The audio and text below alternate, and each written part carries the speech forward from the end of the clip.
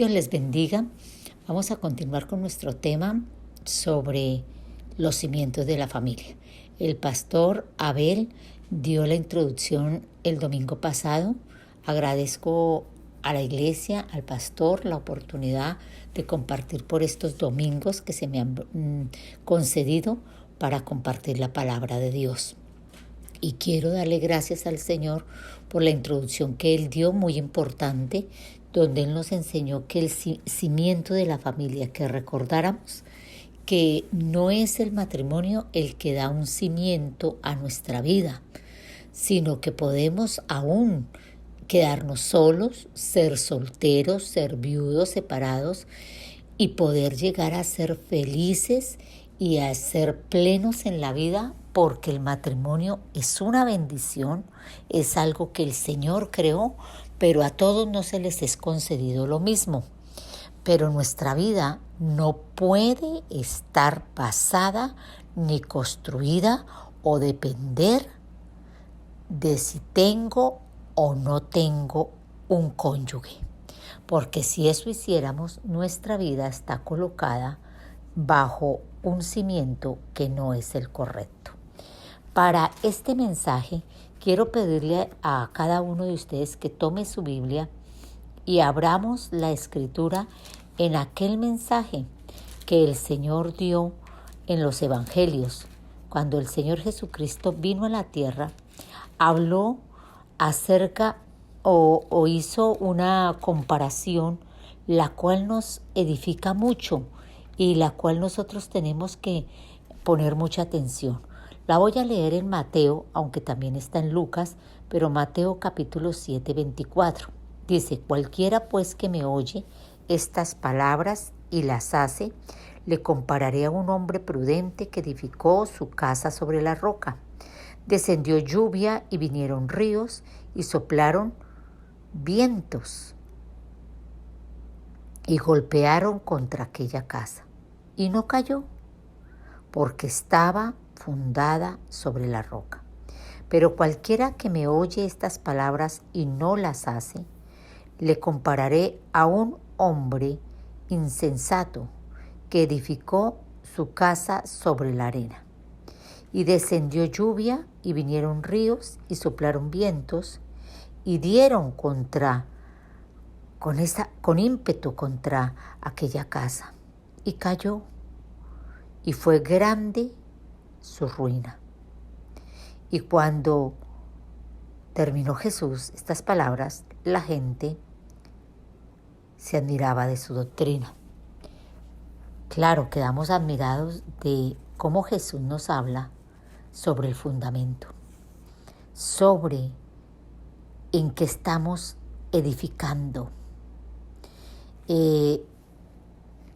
Cuando hablamos a la familia, a los hogares, es muy delicado este tema y ruego al Espíritu Santo que nos ayude para que esta palabra sea guiada por el mismo Señor a cada padre, madre, hijos e hijas o alguno de nuestra familia, tíos, porque todos somos parte de una familia.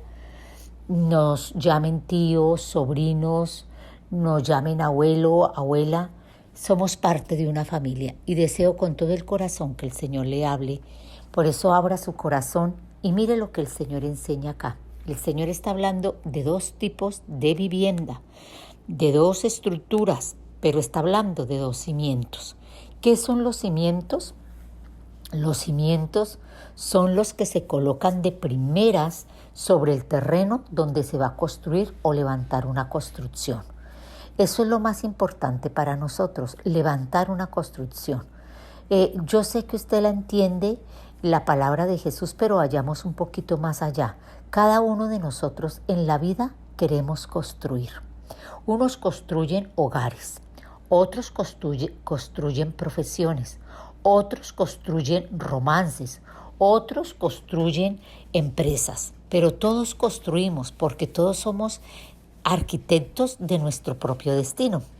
Es una frase acuñada hace muchos años, pero nosotros tenemos que ver qué es lo que vamos a construir y anhelamos mucho construir una casa Y tal vez el sueño de muchas personas es una casa.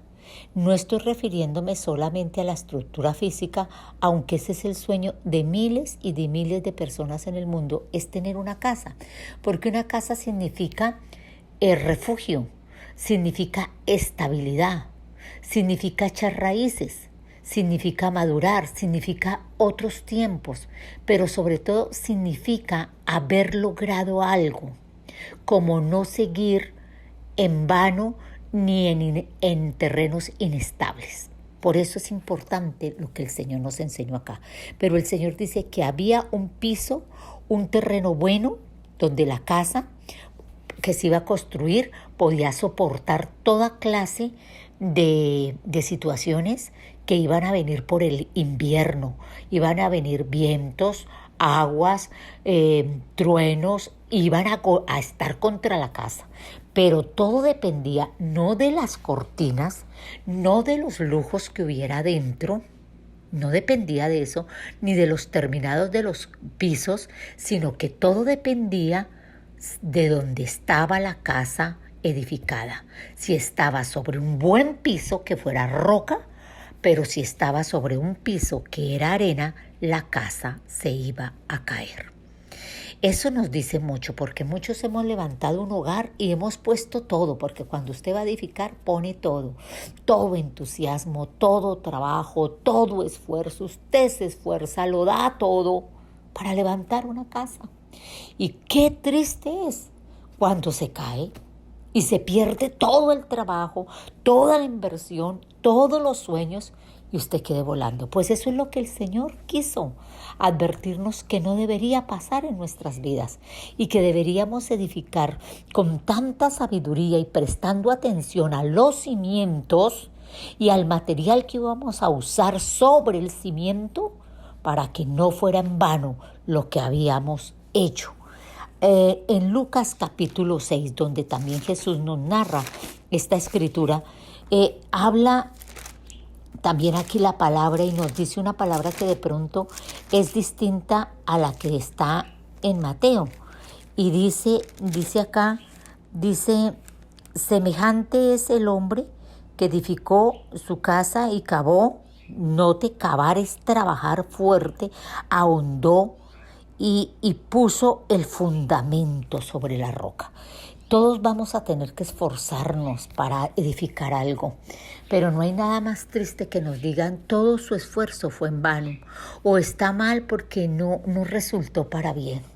Entonces, esta palabra trata de que nosotros nos cuestionemos, nos examinemos, como dice el salmista, examíname Dios, y el Señor nos examine con la lupa de su palabra y nosotros en cada uno de nuestros lugares donde escuche esta palabra, usted diga yo cómo estoy en mi vida, sobre qué he edificado. Usted puede mirar a diario en la publicidad, en los medios de comunicación, cómo hay personas que levantaron toda una carrera y voy a mencionar de pronto un ciclista. El ciclista que había ganado tantas veces una de las carreras más importantes de Europa. Y todo mundo no, a él eso ya tiene tantas medallas. Pero cuando se supo que todo lo había ganado porque él había usado drogas, porque aún las llevaba, porque fue una persona que no ganó con limpio el mérito deportivo, con limpieza, con honestidad, todo se cayó, todo se cae, todo se viene al piso. Y así hay muchas personas que han levantado, pero todo se cae en un momento. Pues Dios quiere, óigame bien esta palabra de Efesios 3, 14, 15. Por esta causa, dice Pablo, doblo mis rodillas ante el Padre de nuestro Señor Jesucristo, de quien toma nombre toda familia en los cielos y en la tierra. En los cielos hay familias, en la tierra hay familias. ¡Qué lindo! ¿Usted ha pensado que la familia es una institución solo para la tierra? Pues reciba las nuevas noticias. En el cielo sigue habiendo familia. ¿Y por qué? Porque la familia viene del corazón de Dios. Él fue el que la creó, Él fue el que se la inventó para que el hombre no estuviera solo, para que tuviera lo más hermoso, que es un hogar. Hay hogares con solo madre, hay hogares con solo padre, hay hogares con abuelos, hay hogares con solo tíos, pero todos pertenecemos a un hogar. Llámese como se quiera llamar. De pronto el modelo ha cambiado porque el principio que Dios hizo fue padre, madre, hijos.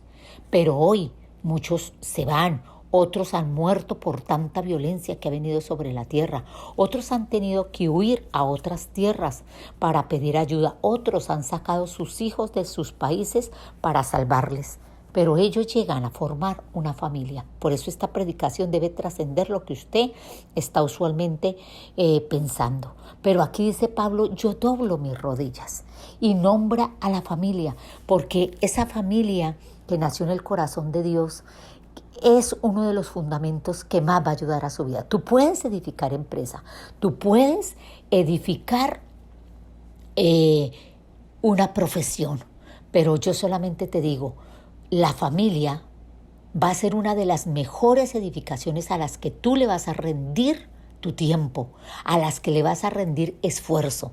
Si tú edificas familia, tu vida será más estable, madurarás, estarás protegido, muy bendecido, tendrás donde ministrar todo lo que Dios te ha dado de valores, de dones, de inteligencia y sobre todo, tendrás una descendencia. Podrás ver a sangre de tu sangre, hueso de tu hueso. Pero no solamente esa es la intención de la familia de Dios, de que Dios hiciera familia, sino que no estés solo. Porque Dios no creó al ser humano para que viviera en grandes mansiones, pero solo. O con mascotas. Las mascotas son una bendición, pero es una añadidura. El hogar lo hacen las personas que tienen un vínculo de amor, de afecto y aún sanguíneo. Porque hay padres que tienen hijos todos adoptados, no hay el vínculo biológico, pero son sus hijos en el corazón. Entonces yo quiero que pensemos cómo es que vamos a edificar. Yo le digo rápidamente, dicen los sociólogos y psicólogos expertos en esto, que el secreto para tener una buena familia es el compromiso, el aprecio, la comunicación, el tiempo, estar juntos, la espiritualidad y cómo aprender a resolver los conflictos. Pero, ¿qué nos dice la Biblia? Porque lo importante también acá es qué dice la Biblia acerca de todo ello. Yo le podría decir, pues, mire lo que dicen los sociólogos. Y es interesantísimo lo que nos dicen los sociólogos. Por ejemplo, yo me quiero fijar en la espiritualidad. La señora Angela Merkel dijo en enero, no de este año que estamos en el 2020, sino hace como 2 años, dijo que ella venía de la escuelita dominical y que el mundo tenía que darse cuenta que nuestros hijos y que cada ser humano necesita volverse a Dios y a creer en algo. Porque si no hay un temor a Dios, el mundo entendió que había levantado gente muy intelectual, pero sin, óigame bien, principios. Sobre todo no principios que siempre decimos somos una familia de principios. No, principios de Dios. Porque los principios humanos son unos, los de la sociedad son otros. Pero los principios de Dios son distintos a todos. Y ella lo dijo, que venía de una iglesia luterana y de una escuelita dominical. Y la siguiente, yo le digo algo con lo que sufre mucho el ser humano, es cómo aprender a resolver los conflictos. Entonces es en la familia donde se ponen los cimientos de compromiso, de aprecio y de todo lo que nombré. Pero ¿qué dice la Biblia? La Biblia dice lo suficiente para uno quedarse sorprendido. Usted dirá, bueno, la Biblia ¿qué habla de los padres? ¿Qué habla de los hijos? Pues le cuento que la Biblia dice muy poco en comparada con todo lo que es la Biblia, porque el tema central de la Biblia es Jesucristo y la redención del ser humano. Pero la Biblia tiene mucho la palabra hijo, porque Dios nos llama hijo, porque a Dios se le llama padre y porque Él tiene su único hijo, que es nuestro Salvador, que se llama Jesucristo, el cual es divino, el Hijo de Dios. Y eso está en la palabra de Dios para mostrarnos que Dios mismo se menciona y quiere que lo llamemos Padre y que sepamos que Él tiene un Hijo que es nuestro Salvador, el Señor Jesucristo. Así que Dios también es familia. ¿Eh? Y eso es hermoso. Es hermoso poder saber que la Biblia menciona esto. Pero la Biblia tiene dos pasajes que tal vez son los más conocidos y los más nombrados. No son los únicos, porque si usted va al libro de Proverbios, encontrará que se habla mucho del respeto, de la honra a la madre, al padre, de escucharlos, de honrarlos, de no avergonzarse de ellos, de estimarlos, de no menospreciarlos cuando se hacen viejos, porque cuando ya tú tienes un padre, una madre vieja, esa persona se vuelve torpe y tú no soportas, porque ahora cuando hay un hijo que sabe todas las técnicas de comunicación, cuando saben todos lo que es las redes y todo lo que y cogen un aparato y le dan a uno, mejor dicho, clase de cómo manejarlo, tú tienes un abismo cultural con tus padres, porque muchos de nosotros no tuvimos un computador cuando fuimos niños, ni teníamos el iPhone, ni teníamos nada de eso. Y también teníamos otra forma de pensar, otra forma de castigar a los hijos, de corregirlos y otra forma de ver la vida. Eso se llama el abismo cultural. Pero aunque haya un abismo, no significa que tú botes a tu mamá y a tu papá por ese abismo. Significa que hay que crear puentes para donde se siga honrando y respetando a los padres, aunque ellos no hayan avanzado lo que tú, gracias a ellos, hoy has avanzado en profesión, en conocimiento e intelectualmente. Porque tus papás de pronto no son intelectualmente lo que tú quisieras que son, pero son bastante adelantados en experiencia y en espiritualidad. Dos cosas que tú no tienes cuando eres joven, cuando eres niño, adolescente y joven. Entonces tus papás tienen sus ventajas. Los padres tienen sus ventajas. Efesios capítulo 6. Vamos allí y vamos a ver este cimiento hermoso. Y vamos a colocarlo, vamos a pensar que vamos a edificar.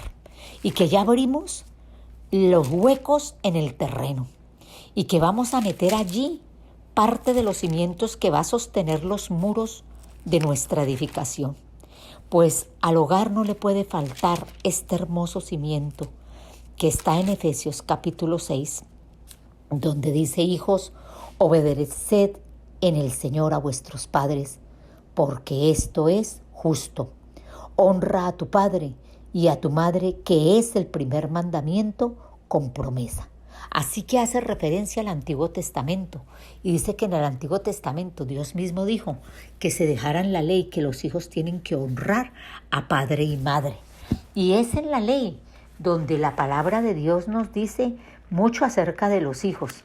Y bueno, yo no quisiera ahondar mucho en eso, ¿no? Pero usted se acuerda ya en el libro de Deuteronomio de la ley, donde se nos dice mucho hijos. Y el libro Proverbios dice hijos, y habla acerca de los hijos y del temor que tienen que tener al Señor y de la honra que tienen que darle a sus padres. Y nos habla la Biblia mucho de esa relación, pero en la ley de Moisés había unos versos que de pronto a ninguno nos gusta recordar, ¿no es cierto? Y es que Moisés dijo, si alguien tiene, en la ley que dio Dios a Moisés, dice, si alguien tiene un hijo que sea comilón, que sea borracho, que no honre a sus padres, que es desobediente y contumaz, simplemente dígalo a la congregación y lo sacarán y lo apedrearán. ¡Oh! Menos mal eso quedó, y lo que aquí reina ahora es la gracia, porque faltarían piedras, no de pronto hijos, para ser apedreados. Pero mire lo que dice la palabra: hijos, obedeced. ¿Sabe usted qué es obedecer? Obedecer es escuchar y entender. Escuchar. Y tal vez lo que más te cueste como hijos es aprender a escuchar a tu padre y a tu madre mirándolos a los ojos sin desprecios y entenderlos. Darles un margen de entendimiento, porque siempre estás diciendo, es que no me comprenden, es que no me entienden, es que no me quieren, es que no me dan, pero tú nunca te has puesto un poquito en los zapatos de tus papás un ratico y tratar de caminar como padre o como madre con la carga que significa muchas veces, con los sufrimientos, con las privaciones y con las dificultades. Yo te pregunto, ¿has tratado de entender tú a tus padres? ¿Por qué son así? ¿Te has preguntado por qué son así? Ahora, la Biblia habla mucho de los hijos y hay historias muy duras en la Biblia de hijos que terminaron mal al ser rebeldes y al deshonrar a su padre, como lo fue Absalón, el hijo de David, que fue un hijo muy consentido, pero deshonró mucho a su padre, tanto que quiso aún matarlo, porque llegó a tenerle a su padre odio. Odio. Imagínese un hijo odiando a sus padres. Imagínese un hijo que odia a su mamá o a su papá. Yo puedo tener hacia mis padres resentimiento, amargura, dolor, heridas, pero el odio es una palabra mayor. Es una palabra satánica. Es una palabra que deja desnuda la casa, sin ventanas y sin puertas, para que los saqueadores, óigame bien, los saqueadores, que usted ya sabe quiénes son, puedan entrar y hacer en nuestra casa lo que quieran. Esa palabra no la debemos nombrar. El Señor nos ayude a nunca tener odio. Ahora mire lo que es honra, porque dice, hijos, obedeced al Señor a vuestros padres, porque esto es justo. Habla de justicia. A ver, ¿cuántos jóvenes les encanta el tema de la justicia? Es que no son justos. Sí, a veces sus padres no son justos porque ellos tienen un concepto de justicia muy diferente al tuyo. Pero si tú en esta hora eres de aquellos que dice, me parece hermosa la palabra justicia y me gusta la justicia, pues escucha algo, a Dios. Dios dice que es justo obedecerle a los padres. Y no solo eso, honrarlos. ¿Sabe qué es honrar? Dar el peso adecuado. O sea, que usted le dé el valor adecuado a su papá y a su mamá. Que los tenga en gran estima, en gran valor. ¿Por qué? No por lo que le dieron, porque son sus padres. Es que uno no puede honrar a los padres que son un ejemplo a la sociedad. También se honra al padre borracho. También se honra a la padre prostituta, porque aquí cabe. Aquí no dice el Señor, hijos obedezcan a cierta clase de padres. No, el Señor con una palabra dijo a sus padres y encerró todo. Y no da opción a deshonrar, así ellos tengan una vida que no es ejemplo para nosotros. Ahora lo dice, si tú lo haces, te vendrá el cumplimiento que Dios prometió y la promesa será cumplida sobre ti. ¿Cuál es? Que te irá bien y que serás de larga vida sobre la tierra. Que vivas mucho, pero que vivas bien. Y que cuando tú estés en la mala, tú puedas decirle, Señor, yo he honrado a mis padres. Y el Señor diga, ay, sí, cambiemos las cosas de porque él ha sido un cumplidor del mandamiento. Ahora, la palabra de Dios es fuerte con los hijos. Es fuerte, porque los hijos cuando están con los padres están sembrando para su futuro. Cuando un hijo y una hija honra a sus padres, está haciendo su futuro desde ya. Está asegurando un futuro de madurez, un futuro de puertas abiertas y un futuro de bendición emocional. Te irá bien en lo sentimental con tu pareja porque tú has honrado a tus padres. Y hija que te vas a casar, ¿cómo te va a ir bien con ese hombre cuando tú no honraste a tu papá? Hijo, ¿cómo te va a ir bien con esa mujer que es una desconocida y que ahora se llama novia y que la sientes tan tuya? y que ya dejó de ser desconocida para ser ahora tu esposa, ¿cómo te va a ir bien cuando no has honrado a tu propia mamá que te dio la vida porque estuviste en el vientre de ella? Ahora mire lo que el Señor dice a los padres. Y vosotros, padres, no provoquéis. ¿Qué es provocar? Esta palabra, como usted sabe, todo el libro del Nuevo Testamento está escrito en griego. La palabra provocar es parar. Escuchen bien, papás, parar una acción en proceso. Crear un balance y dejar de querer ejercer autoridad, regaños y enseñanzas sobre mis hijos en lo que a mí me gusta, en lo que a mí me parece y en lo que yo quiero. Oh, cuántos hijos amargados y cuántos hijos no quieren de Dios, porque tienen padres que provocan a ira. No saben parar, empiezan a hablar y no pueden parar. Los insultos, las condenaciones, la palabra dura, la palabra tosca y aún grosera. No sabemos parar como padres. No sabemos hablar a veces y decir me disgustó esto o llamarle la atención o hacer la pelea, porque en todos los hogares hay pelea, pero saber parar. No sabemos el balance entre disciplina y entre abuso. No sabemos el balance entre abuso y grosería, entre grosería y violencia. Y cuando no paramos, vamos a dañar lo que el Señor dijo. Herencia del Señor son los hijos. Usted se imagina cuando el Señor nos llame como padres a darle cuenta de cómo o qué hicimos con la herencia y tengamos que recibir. Tú dañaste la herencia, tú has dañado, porque muchos hemos dañado a nuestros hijos con la forma de ser. No hablo solo de aquellos que los pueden dañar con golpes repetitivos, con injusticias de haberles dado muchos golpes cuando no los merecían, de haberlos acusado, de haber creído a lo que decía otro hermano sin comprobar que lo que decía su propio hermano o su propia familia era cierto. Porque a veces estamos más pendientes de los sobrinos, de los primos, y estamos muy cariñosos con toda la gente menos con nuestros hijos, y le creemos a todo mundo menos a nuestros hijos, y la mentira y la injusticia ha hecho daño. Pero también hablo a esos padres que no saben parar y que es como ellos digan. Y es como ellos digan. Y son sus gustos. Lo que usted le está enseñando a sus hijos no son los principios de la palabra de Dios. Hoy yo le digo, mire, lo que significa no provocar, no para ahí. Dice la palabra que no lo provoque al hijo a ira, sino criarlos en disciplina. En disciplina. Oiga bien.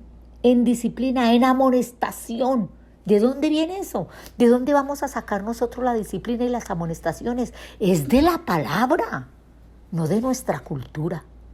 Porque yo tengo una forma cultural, porque fui criada en una época cultural que yo voy a criticar a mis hijos por cada cosa que hacen, por cada cosa que visten, por cada corte de cabello.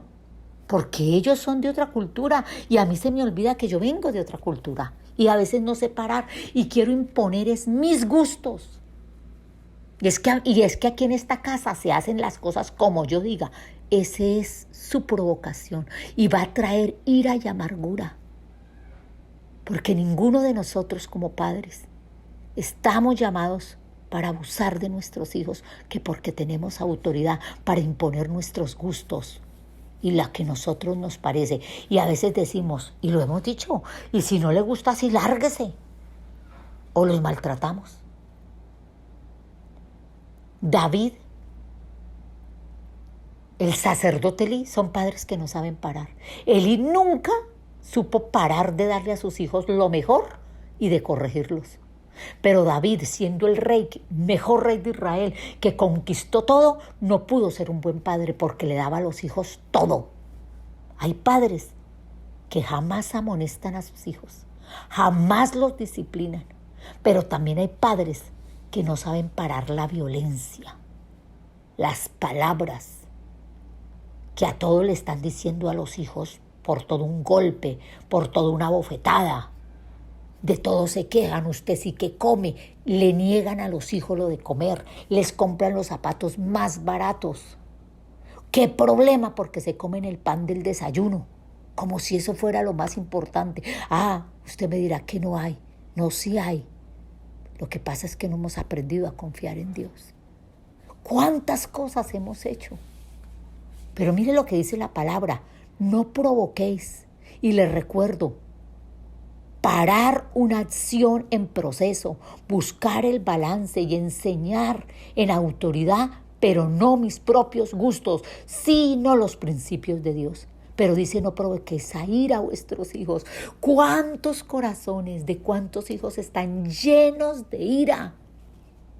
Y esa ira va a desatar hasta muerte, venganzas. Usted mira, tan exagerada, tan exagerada. ¿Cuántos hijos? ¿Cuántos hermanos se han agarrado a golpes? Porque nuestras casas son casas de ira. ¿Y por qué son casas de ira? Porque ha habido provocación, porque no hemos sabido parar con el mal genio, con la cantaleta, porque hemos abusado de los hijos. Y ahora los hijos tienen un problema, que tienen ira. Y son una bomba de tiempo para la misma casa, pero para sus futuras casas.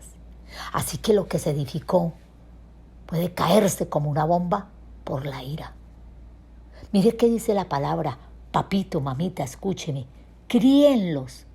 ¿Sabe usted qué es criar? En el original es alimentar hasta la madurez. Alimentarlo. ¿Usted de qué alimenta a sus hijos? ¿De queja? ¿De mala cara? ¿Todos los días mala cara? ¿Todos los días iras? ¿Todos los días no tengo, no hay? ¿Todos los días palabras ofensivas? Todos los días estamos alimentando de todo lo negativo, de todo lo que es contra la palabra, contra la fe, contra la virtud. Se alimenta a los hijos hasta la madurez. Hay un tope. Ya no se alimentan adultos. Y la mejor alimentación es de 0 a 7 años. Dice, criarlos en disciplina. ¿Sabe qué es disciplina? Entrenamiento. El entrenamiento empieza desde pequeños. Usted hoy se queja que porque sus hijos son desordenados, usted no los enseñó desde pequeños al orden. Cuando los hijos están entrenados desde pequeños lo pueden hacer, porque va a ser más difícil que hijos más grandes que uno quieran hacer lo que uno les manda. ¿Usted los ha entrenado? ¿En qué entrenamos a los hijos? ¿En los oficios? ¿En el trabajo? ¿En el comer? ¿En el aseo personal? ¿Los disciplinamos en la palabra? ¿En la oración? Ese es un entrenamiento. Disciplina es entrenamiento. Es pasar la fe personal y amonestar. ¿Sabe qué es amonestar? Advertencia, corrección.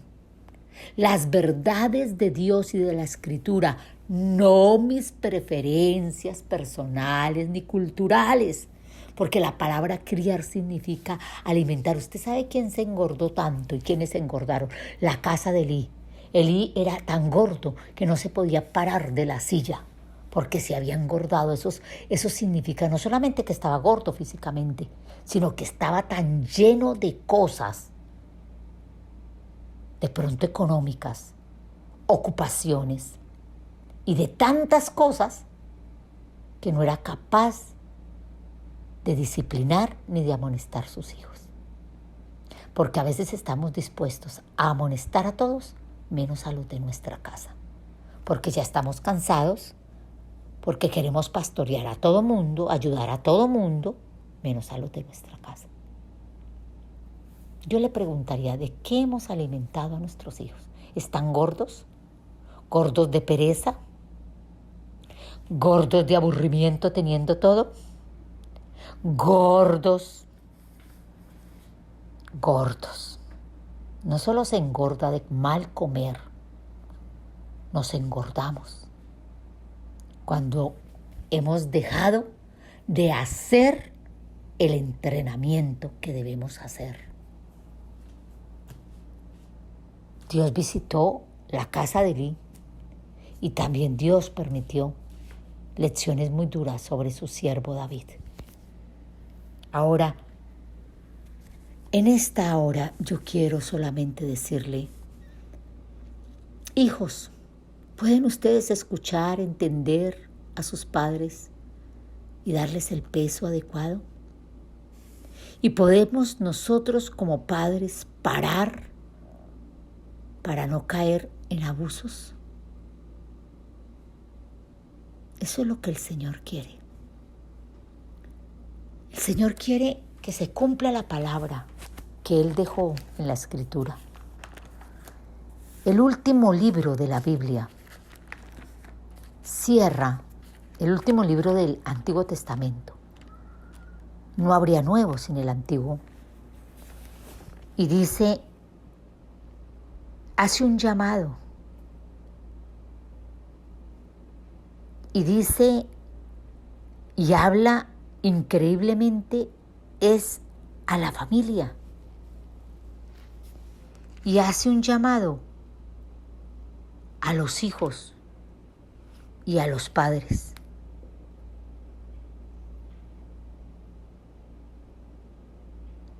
Dice, he aquí yo os envío el profeta Elías antes que venga el día de Jehová grande y terrible. Quiero decirle, el día del Señor que muchos desean va a ser grande y terrible. Él hará volver el corazón de los padres hacia los hijos y el corazón de los hijos hacia los padres. No sea que yo venga y hiera la tierra con maldición. Cuando no volvemos el corazón. Hoy quiero que usted piense que puede venir maldición cuando no volvemos el corazón. Lo dice la palabra. Y no se imagine terribles maldiciones, simplemente que no tener todas las cosas, porque cuando hablamos de maldiciones pensamos que es no tener cosas económicas, materiales. Hay casas que tienen todo, pero no tienen paz. La nevera está llena. Tienen todos los electrodomésticos habidos y por haber, pero el esposo no le habla a la esposa. Los hijos no le hablan a los padres. Cada uno coge el plato de comida y se va a su cuarto y hay una mesa de cedro para comer. Pero nadie quiere ir allí porque se forman problemas. Porque se oyen cómo se tiran las puertas de fuerte para no oír y ver a nadie. Porque hay hijos que no quieren llegar a la casa. Porque hay madres desesperadas por la actitud de sus hijos. Y padres aburridos de haber trabajado y de ser tan buenos proveedores cuando en la casa no hay paz. Entonces, puede haber todo para ser feliz y faltar todo en la casa. Porque cuando nosotros olvidamos que el verdadero cimiento de la familia está en la palabra de Dios, cuando Él dice, hijos, obedezcan y honren, pero le dice a los padres, dejen de provocar a sus hijos y críenlos en amonestación, en disciplina, pero paren cuando maltratan. Entonces eso nos tiene que tocar profundamente. Y hoy hago un llamado, y hoy hacemos un llamado por medio de esta palabra a colocar el cimiento de la honra, del respeto, a colocar en el nombre del Señor cimiento de perdón, perdón hacia la madre, hacia el padre, perdón entre hermanos. Porque en una casa donde se practica el principio del perdón, donde va la hija a pedirle perdón a la madre y la madre le dice, yo te perdono, hija. Y no que de pronto se responda con grosería. Lágrimas de cocodrilo. Eso no era lo que me estaba diciendo. Yo la veré. Y aún le deseamos a los hijos mal. O simplemente le decimos, si somos cristianos, de frutos de arrepentimiento. Entonces los hijos se llenan de ira. Cuando respondemos a un perdón con ira, con fastidio o teniendo una memoria superhistórica, va a pedir perdón a alguien en la familia y la persona saca lo de hace 20 y 30 años. y al final resulta llorando, siendo víctima, mejor dicho, en lugar de la herida, ahora hay mucho más heridas. Porque nos cuesta bajar el orgullo, la soberbia, la prepotencia. Y esto es para padres cristianos y para hijos cristianos. Porque esta palabra es para hijos que conocen la palabra de Dios.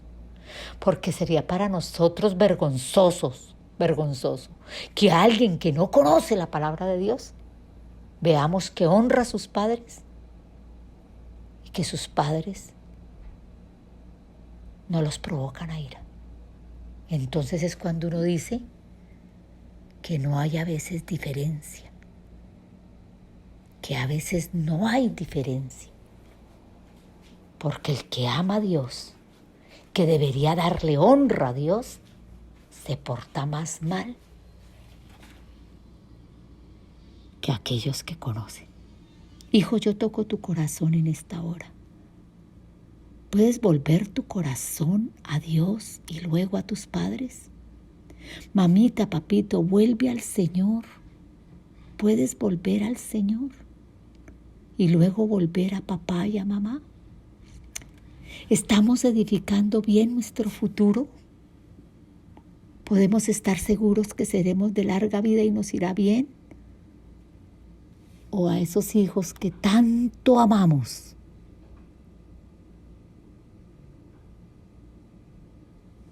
los estamos llevando a una vida de ira y de enojo?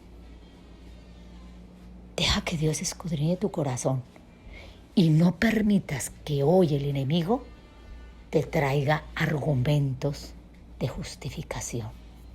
Inclina tu corazón, humillémonos delante del Señor como hijos, como hijas, como papá, como mamá, y pidámosle perdón porque hemos estado edificando solo ladrillos y cemento, pero por dentro solo hay vacío, soledad y tristeza. Pongamos buenos cimientos para las generaciones y el Señor nos dé la bendición de ver nuestras generaciones. Oremos al Señor. Padre, gracias porque hoy podemos ir al mejor de los arquitectos. Tú eres el mejor de los arquitectos. Y te pedimos con todo nuestro corazón, con todo nuestro ser, que nos ayudes a edificar casas que duren hasta las cuartas generaciones, casas de fe, casas de amor, casas de esperanza, y no mansiones solamente de cemento y madera que se acaban con los años. Ayúdanos a acabar, a trabajar, no a querer arreglar esto simplemente con un pancito o con un regalito, sino a acabar, que me habla de trabajar y ahondar, a ponerme a trabajar en mi casa hasta ponerle los cimientos, a comprometernos, Padre, te lo pido, con el Espíritu Santo, para empezar a hacer el trabajo de enderezar lo torcido y de allanar lo áspero con tu ayuda. Porque a veces queremos que Dios venga y nos arregle el hogar como si crujiera los dedos. Pero aquí dice que el que edificó una casa trabajó y ahondó. Ayúdanos a trabajar y a ahondar. A trabajar y a ahondar. Con sinceridad, con corazón humilde. Y coloca en nosotros un cimiento, Señor, en nuestros hogares, que no lo tumbe nada, ni el dolor, ni las tragedias, ni los pecados, porque tú todo lo puedes perdonar, mucho menos la ira y el enojo, que es como un ímpetu que acaba con lo que sea. Hablamos esta palabra, la oramos y la pedimos en el nombre de Jesús de Nazaret, el mejor hijo que aprendió obediencia, pero nuestro amado Salvador. Amén y amén.